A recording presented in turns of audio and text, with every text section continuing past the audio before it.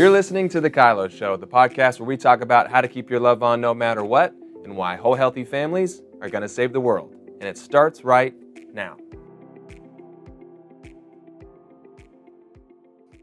Well, hello, everybody, and welcome to the last KYLO of the year that we've done, season 1. Here we go. Oh my It's a goodness. wrap up. Come on. I can't believe that we did it. We did it for a whole year, every week. I remember when you actually told the team, we're going to do this every week. There was a sheer panic on everyone's face. Yeah. Are you crazy? I feel like Captain week? Kirk. I mean, taking us into unknown territories, unexplored. We were nervous. Yeah. But we did it. Boom. So we've been Not here. only did it, we're doing it. We're going to keep going. We're It's like true. over 11,000 downloads a week at this point. We Man. are like, okay, this is You guys catching seem to like on. This is catching on. We're going to keep doing it. Yep. So we're so happy that you're here with us on the KYLO Show and just all of that it's been producing. Yeah. I mean, it's fun to capture testimonies. It's fun to feel more connected by doing Q&A. I know that when I speak, I love the Q&A time. One, it feels like a little bit of a break because someone else talks for a little bit. But it's being able to hear the pain, the need of, directly from somebody. And so it's always nice to be able to get those questions and feel like I'm giving exactly what it is that you're needing. One of the things I'm excited about is we're changing our set. It's true. We're changing our set and our style just a little bit, like we get all dressed up in really uncomfortable clothes as often as we do this and sit in this chair that's kind of got me jammed over here with this little whole deal. And I got to do this the whole time and I can't even move. Yeah, we're going to change that. We're going to bring in a different set. We're going to have some fun. We're going to swag up a little bit. We're doing some different stuff. So basically, if you don't watch the YouTube, you're going to really want to watch the YouTube next week to see what it is that we do. We just, a before and after shot or whatever. But we are going to relax just a little bit. We thought this would be fun. It was totally fun. It was fun. For about a month. I got some great shoes out of it. But you don't even see my feet anymore, guys. See, that's true. Yep, so all that's different. For all you know, I'm wearing socks or no socks on right now. It's like a judge's robe. What do we got going on down there? I don't know, but hey. Oh, we better get into the questions before it gets too bad.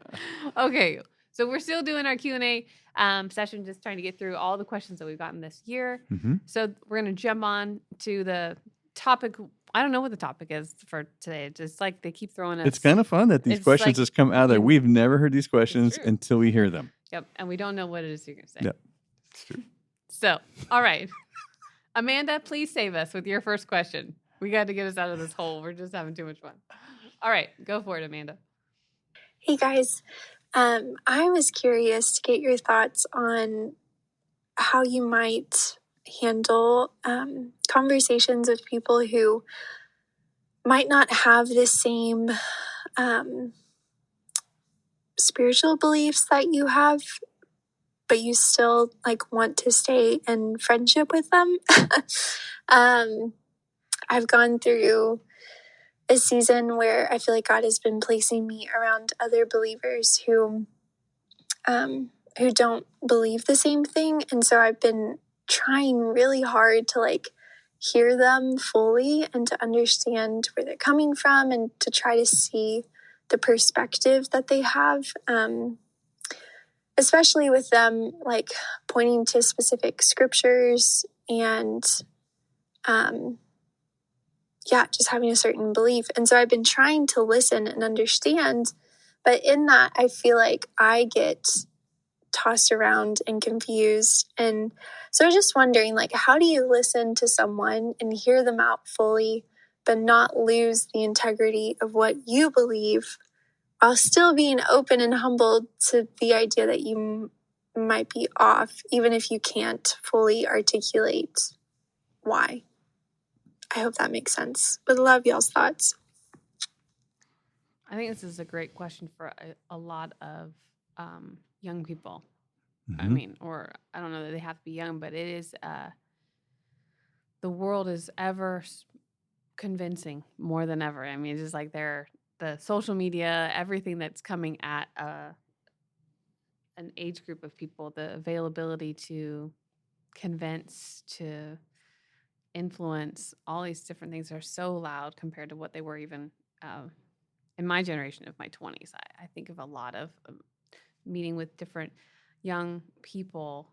They want to have a place where they're safe and they get to, let their friends exchange their beliefs, but then it becomes muddled and then they feel guilty and then they don't know how to defend their beliefs. And so, I've had different conversations with different young people, especially around this same topic. Mm-hmm. And it's, so much of it is clarifying your own conviction. For me is, what do you know to be true that is unmovable? And when you go to have that conversation with someone, Mm-hmm.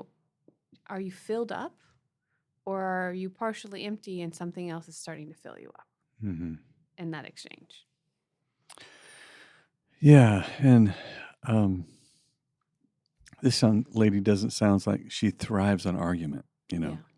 So surrounding herself with Opinionated, a strong field will. of evangelists, who are like, believe what I believe or die, those are going to be some tough relationships for her to stay in and enjoy. Yeah. Because that's going to turn into work.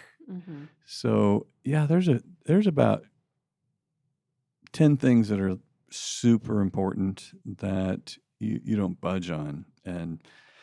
And God is good is at the top. Mm-hmm. And then you kind of just work your way down to some of these other things that these aren't life or death. And probably most of us are going to be really surprised about what's true when we get there. You're like, wow, that whole thing I gave my life to, not true, seriously. And you're like, well, it's God's mind and character is so unknowable. I mean, we are in pursuit of knowing it, but it is Paul. It says, we know in part, dude. Okay, and Paul's a pretty smart guy, right? Yep. And we know in part. So we're gonna find out some stuff, but leave room for that. Yeah. But religious people are some of the most difficult human beings to deal with. They're almost as hard to deal with as non-religious people. So when you put that together, people are pretty tough when they dig in and they start throwing their absolutes at each other. Don't get too hunkered into having to agree to have a relationship. Because if you're with people that you have to agree with in order to have relationship, then essentially you've joined a cult. You've joined this thing, this we control each other thing. And I think, wow, that I have zero interest to be involved in that.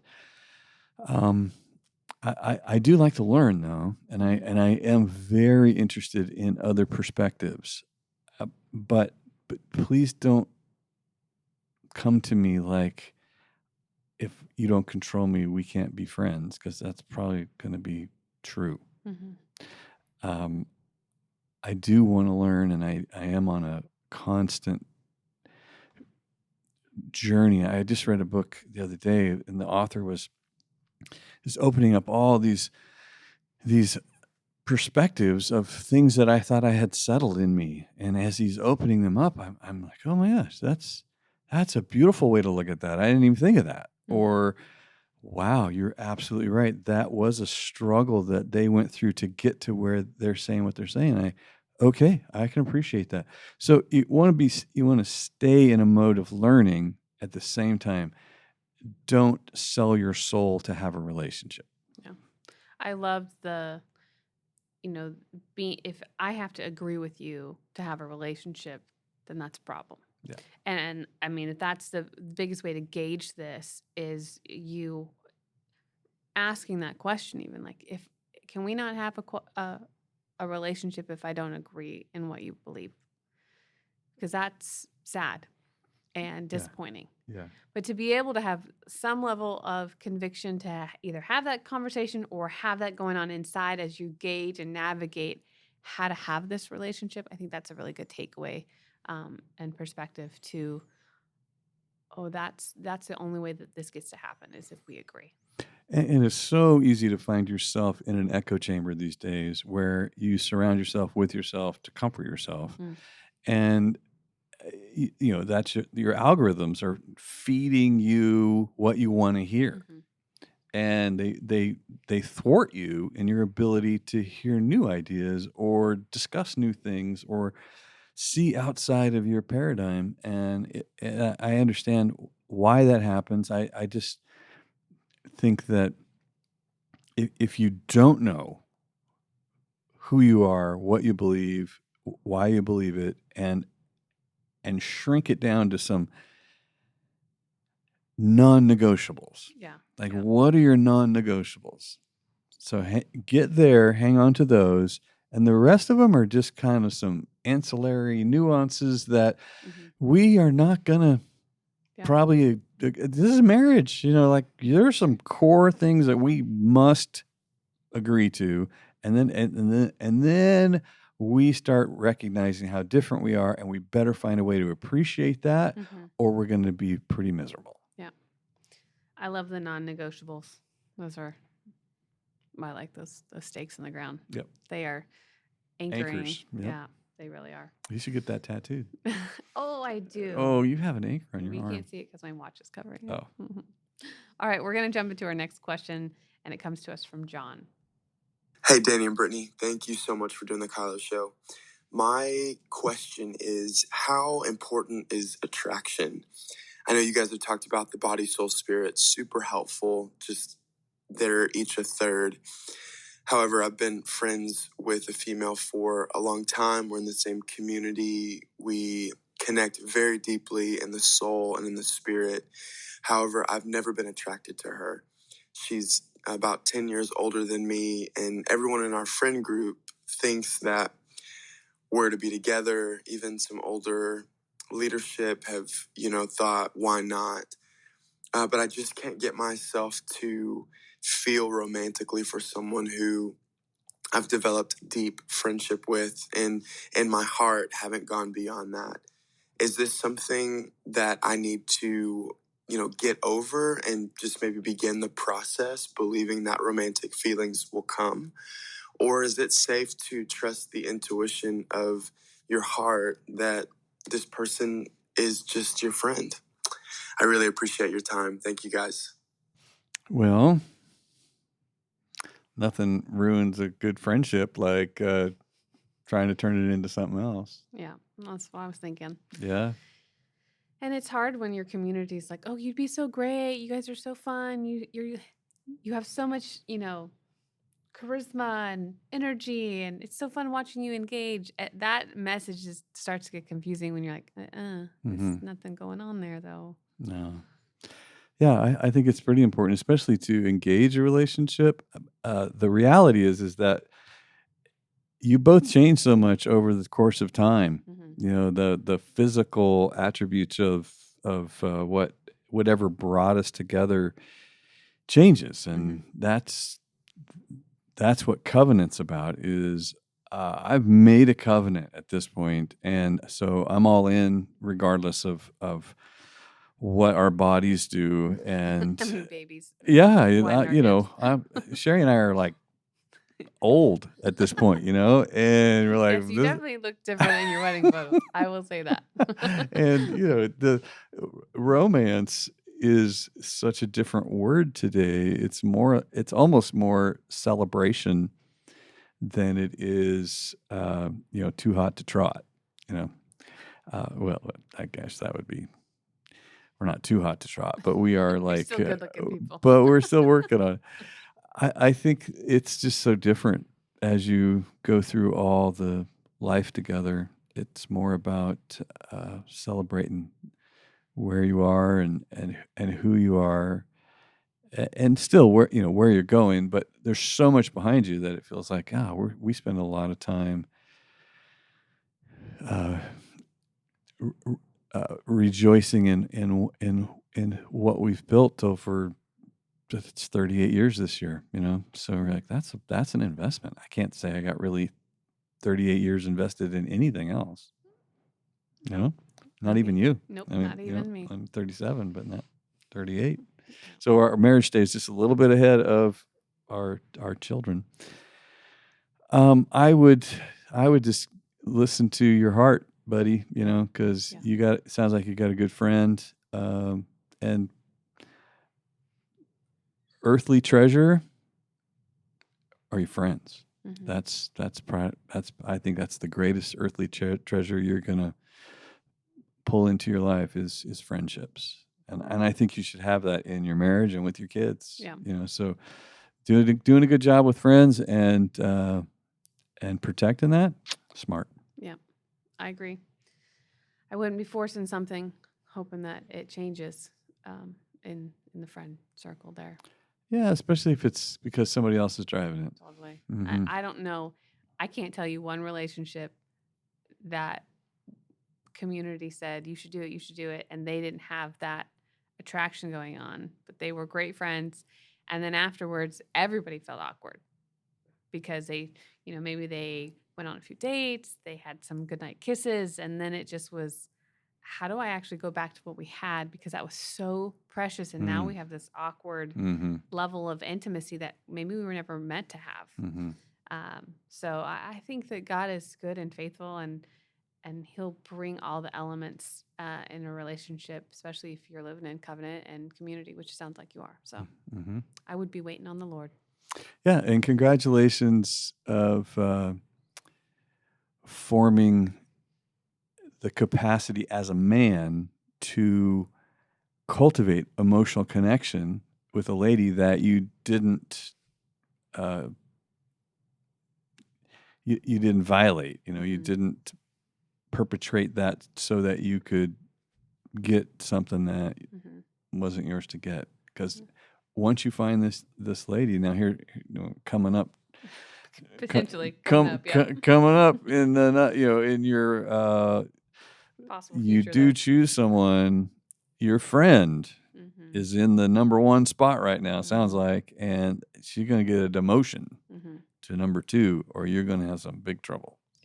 Yeah. And the having a female and a female it's a different dynamic than a guy and a female in that spot. So that's another reality. That's exactly right. Well, good luck, John. Last week, Danny and Brittany hosted their live KYLO 5 virtual workshop. And if you missed it, it's okay. You can still get the replay. And you can still get pay what you want pricing. Go click the link in the show notes to pay what you want and get access to this amazing, powerful relationship training. All right, the next question that we have comes to us from Bernie. Hey, Danny and Brittany. I've been loving the KYLO Show. My husband and I have been learning about the love languages. I am definitely an acts of service, and here's the words of affirmation. I have noticed that he is doing so much to serve me and heaps around the house. He's going to extreme lengths to show me how much he loves me and the things that he's done. But now it's getting to the point where he's doing so much that it actually feels more like manipulation than loves to get me to compliment him on everything that he's doing. If I don't mention that I've noticed each individual thing, little comments are being thrown my way. And it's starting to result into me becoming more afraid to speak up and say things, and I'm shutting down. It feels like we're actually now in a battle of wills rather than love. How do we return to love flowing back and forth and move away from trying to make the other person do what we want? Yeah, this is kind of the back and forth here. Like I did too much, and I need to know it's too much, and I'm not doing enough. I need to know it's not enough. So there's a balance in there.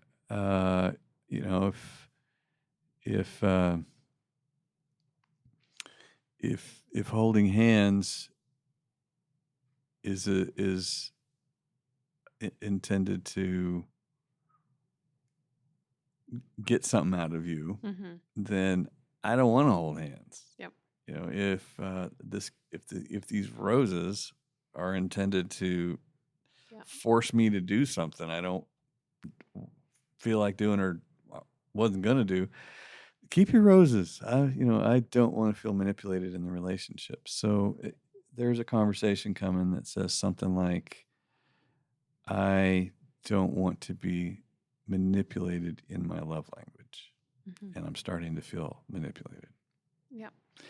And whoa, I thought you were acts of service. Yeah, it's true. I am acts of service, but I'm not comfortable being transactional Yeah. about our love. So if your actions are payments Mm-hmm. that obligate me to something, I'm not enjoying this. Now I'm scared. Yeah. It is to have the heart to serve and do it selfishly Mhm. in that pursuit of someone's love language, especially if it's different than yours.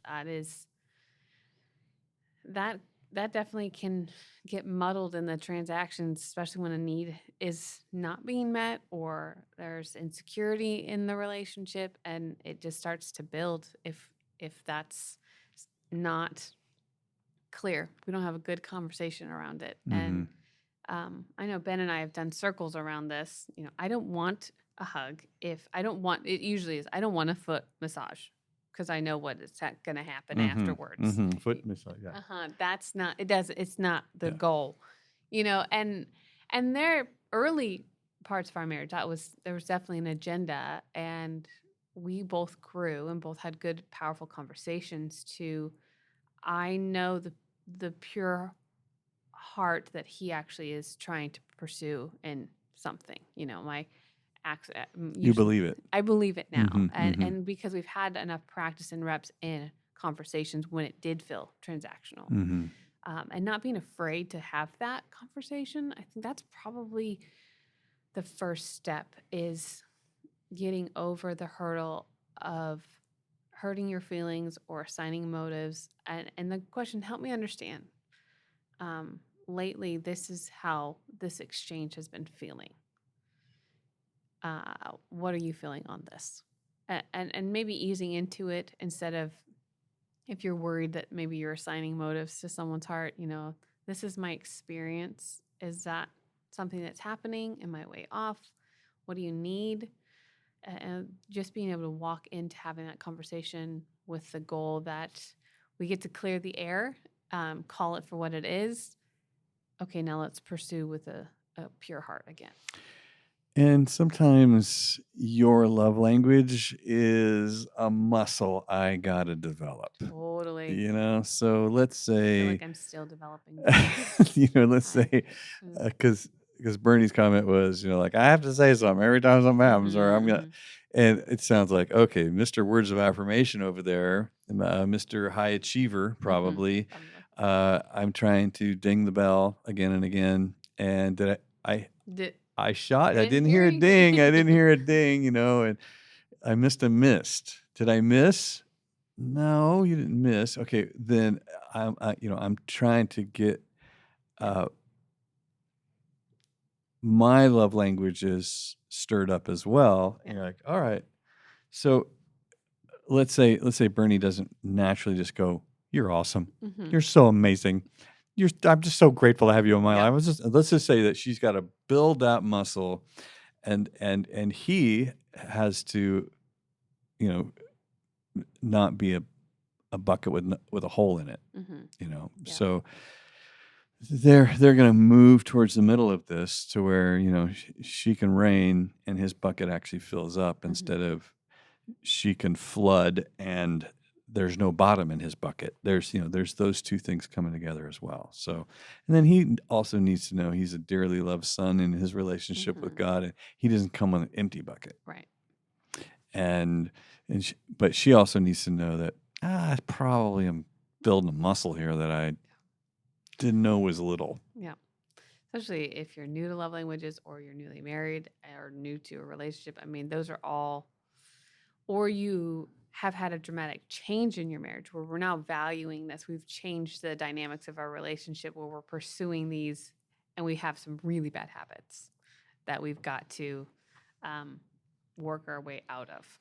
And if you have some children, these people are going to work your muscles that you didn't know you had. They're gonna exhaust you. This is why parents go to bed early. I can't figure out why I can't fill this child's bucket up. It's like, because I don't have a gift love language. Yeah, you just thought you were dealing with one other human. Yeah. Nope. Yeah. That's not true. Family dynamics. All right. Well, great question, Bernie. We're going to go ahead and take our next question, which comes to us from Sarah. Hi, my name's Sarah, and I just had a relationship question about in-laws. My mother-in-law, I've been in the family for 20 plus years. My husband has never had a relationship really with his mom. He told me when we got married, he said, my mom has deep-rooted victim mentality and manipulation and selfishness, and I just don't want that in my life. But of course, I tried to build the relationship when we had kids and continued to just sew in for years and years and years. And a few years ago, my husband just said, why are you doing this? You're doing all the work and it's not going to change. And so he just gave me this freedom to say, don't do it anymore. And my girls, who are almost grown, said the same thing. Mom, it's okay. You don't have to work at that anymore, you know? And so I just wanted to know if I am doing the right thing in that type of relationship and just let it go. And if she wants to have anger on her side, there's been no fight, just the fact that if I'm not reaching out, nobody's reaching out. And I didn't know if that's okay to just let a relationship fade away, even though it's my husband's mom. So just wondering about that. Thank you. It's no fun. It's no fun to experience someone doing none of their side of the relationship. And it sounds like Sarah's afraid that if she stops doing all the work, there isn't going to be a relationship, which is so hard to finally realize, wow, there wasn't one to begin with. Look. Heck yeah. So I think that, your husband and your daughters are offering perspective. It doesn't sound like they're bitter. It doesn't sound like they're angry. I don't know. Yeah. But let's say they're not. Let's Yeah. just say, Mom, you're filling in Grandma's half of the relationship so that it looks like we have one. Mm-hmm. Let's just see what happens if you don't do that. Will she get hungry for moving towards us? And especially if, you've accommodated and you've said, you're welcome over here and we want you over here and come over here. And she said, well, come and get me. Yeah. That's different. And even Jesus says, knock. Mm-hmm. You gotta come to the door. Yeah, you have to put an effort into. You got to get to the door. Like knock, and I'll open it. Mm-hmm. Ask, seek. You're like, right. So there is a responsibility everyone has to come to that line. I mean, some friendships are like this, where people say, you don't come and get me in our friendship. Like, okay, well, I'll meet you right here. And I'll be right there. I'm not climbing over the fence and coming through the field and going under the bridge. And I'll wait right here. I'll meet you at the fence. And they say, well, why don't you come and get me? Because I don't have that kind of time, energy to make that kind of effort. Mm-hmm. So I'm a little confused that you're not coming to get all of this. Yeah. Yeah. That's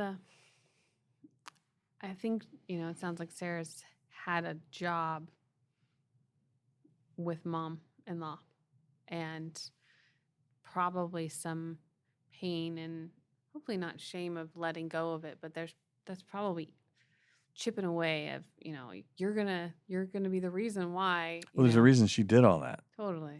And so to be able to say, we'd love to have you over for dinner. Just let us know when it's a good time for you. Mm-hmm. And that's I keep my heart open to you. I keep my love on, but I'm not going to give you dates, times, come pick you up, drop you off. I'm not going to do all of it. I'm going to have that permission of you're valued here if you want it. Mm-hmm. And maybe that's the adjustment that is needed. And I would ask Sarah, what level of relationship do you want with this woman? Because that is yours to decide as well. And if if you want to get coffee sometime, let me know.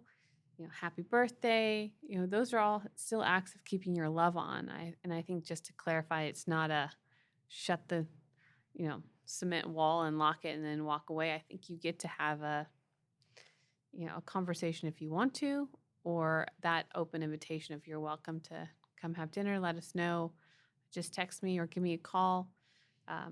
And that's the shift in your relationship. And when she says, you never call me, you never do. Oh, I wanted you to know that you could call me whenever you're ready, but you have to be prepared for the next wave that comes if you do shut something off. Because it sounds like there's no fight or anything right now or anger, but there could be if she decides not to. Totally. So, all right. Well, we're going to jump into the next question we have, and it comes to us from Rebecca. Hey, Danny and Brittany. Thanks so much for doing this podcast. I'm a recent listener and have been finding it so applicable to so many areas of life. I have a question about honor when it comes to dealing with a church and small group settings. I'm the kind of leader that loves to see everybody activated and have a voice. And that's my passion. And yet I've recently run into some people who have really taken that freedom and used it as a sense of entitlement that they have to have the platform. And usually I'm pretty good with keeping order in a Christ-like servant-hearted way. But I've recently run into some situations that people think that if they're hearing from the Holy Spirit, they are the Holy Spirit. And instead of embracing this place of freedom with respect and honor and graciousness toward those who are leading, they end up trying to take it over.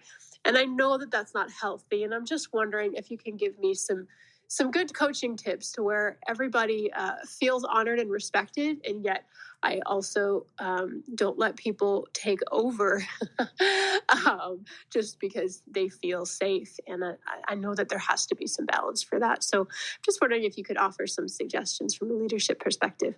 Thanks so much. You got any small town stories of the church leadership? Yeah. I like just because they're hearing from the Holy Spirit, they think they are the Holy Spirit. That's That's a true. great line. Yeah. We have a facilitator program, and it's all about presenting the Life Academy to a group of people, and in there is some training material, and one of the things is about establishing a cultural agreement with the group, and there's a set of agreements that you would set. One of them is a little rhyme. It's something like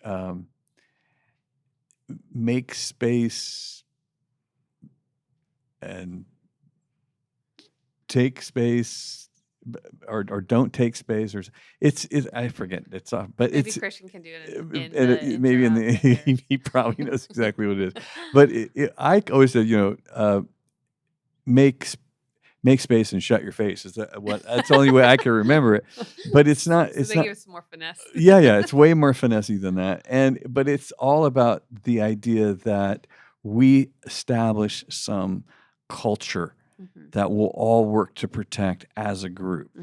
And when somebody, says, "Hey, you're taking space right now," or "Let's make some space right now," or "Shut your face." No, that there is an agreement that we've come across, and that may be time to establish that. But for sure, when you start a group, you want to say, all right, what are some things that we're going to need from each other as this gets going? Because we all interact and communicate differently. Yeah. And if you can set that standard and that agreement up front, I think it'll help a lot. Yeah. I remember doing we led a Life Academy course, and there was a young man who always had something to share off topics of the question, or felt like the Lord wanted him to share his dream he had last night. And it became where we introduced kind of that, create space or shut your face in a nicer way. And, I let Ben lead that one. I was like, we need to have that conversation. So we did.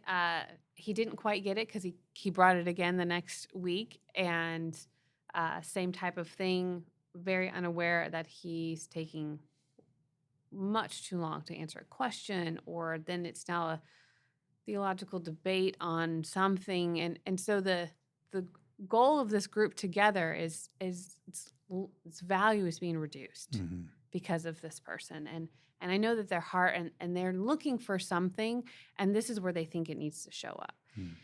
And so I give Ben the look, he knows the look, which is we're going to have to do something about this. And thankfully we were almost out of time anyway. So I jumped in with I just said, all right, well, I'm going to cut you off there. Thanks for sharing, went into whatever else we needed to do. But Ben went and found him afterwards. And this was like the third time we had kind of given some feedback to this young man. And Ben had to say, hey, are you able to control yourself in our group? I want you to participate, but I want you to be aware of the impact that you're making. Because this group isn't just for you, it's for everyone in this group. And you're not the leader. So if you want to discuss things, I'm happy to find you afterwards, but I don't want to do it in that environment.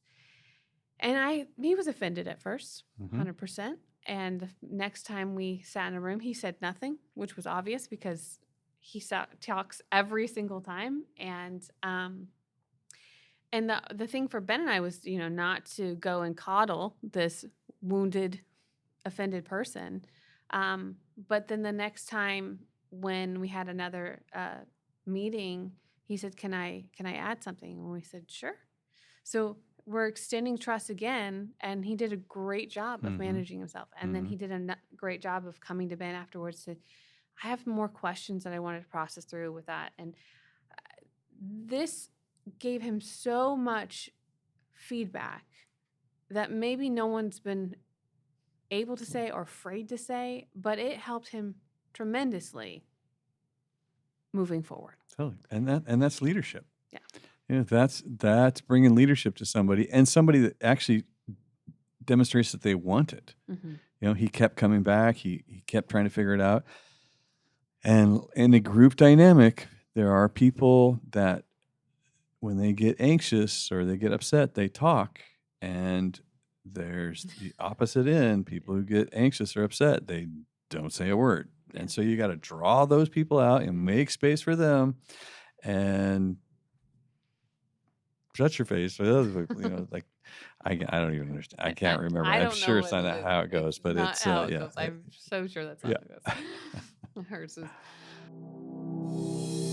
All right, guys, one last time, I'm telling you, go sign up for the KYLO 5 virtual workshop with Pay What You Want pricing. You're going to want to do it right now because Pay What You Want pricing isn't going to last forever. So you can get access to this powerful relationship training for any amount. Click the link in the show notes to get access today. Oh, that's funny. All right. Well, I guess for time, we should probably go into our testimony that we've got here. And so this testimony today comes to us from Christina. Hi, Danny and Brittany. I just want to say thank you so much for all that you do to invest in healthy families. My family has been forever changed by the better by the tools that you teach. My husband and I grew up in homes that weren't healthy, and we brought what we learned to our family, and it definitely didn't work. A few years ago, we were having a lot of challenges with one of our daughters. We felt powerless and fearful most of the time. All that fear led to trying to control everything. And our home was pretty chaotic, and we didn't know how to make anything better. The KYLO book was thankfully gifted to us, and I devoured it. Many concepts and tools were introduced that were new to us. One of the first ideas that resonated with me was choosing love over fear. I knew we were living in fear, and that had been our compass instead of love for a long time. Soon after, we were blessed to get to talk to Danny, which was profound. He opened our eyes in a big way by asking us some great questions. One of those was basically, what do you want in your home? We had to answer some hard questions for ourselves, but finally we felt like we had a blueprint that could help us have the environment that we wanted.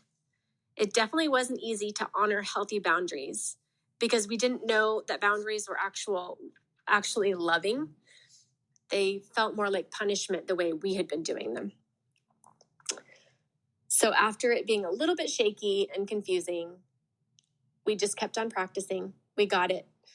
And when we established those healthy boundaries, it was freedom. We kept on choosing love over fear, having healthy boundaries, and pursuing connection. And we stopped trying to control others and instead just tried to control ourselves, which was very hard because we had created habits for ourselves.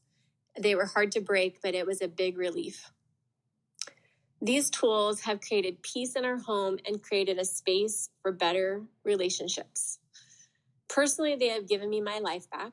I was consumed with trying to control outcomes instead of trusting God, and I was miserable. I'm so thankful for the freedom that I've been given by learning some of the KYLO tools, and I'm so grateful for the investment you've made into my family that has changed the trajectory of future generations. Thank you so much. Awesome. Always fun when you get to help someone find a true north. Mm-hmm. That they really, I mean, even her description that fear had been their compass. I'm like, that is true for a lot of people. It is. It's the counselors, you know. It's like, who's your So, counselor?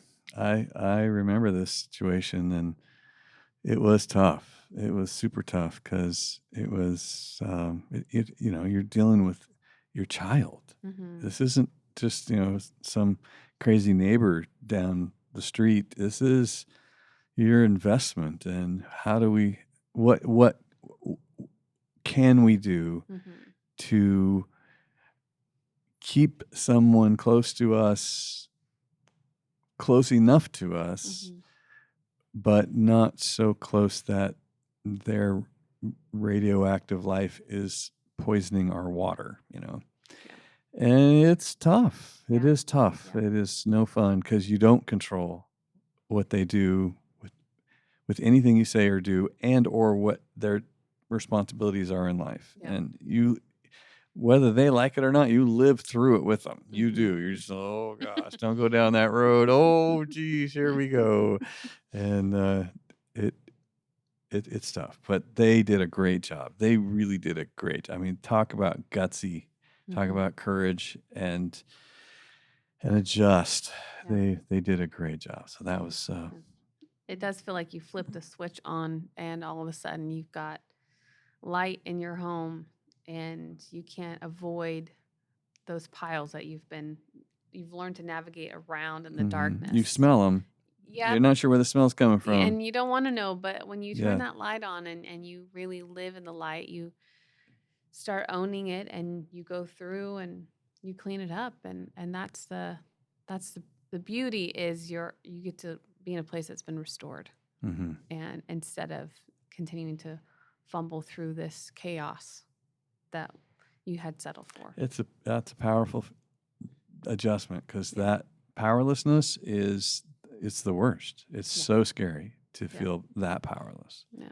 And it's so rewarding to control what you do control and keep your love on and chase the fear away and keep connection the goal and be respectful the whole time you communicate and for sure set healthy boundaries, honor healthy boundaries. Yeah. The KYLO 5. I was going to say, I like how you threw that in there. At the end of this episode. Here we are.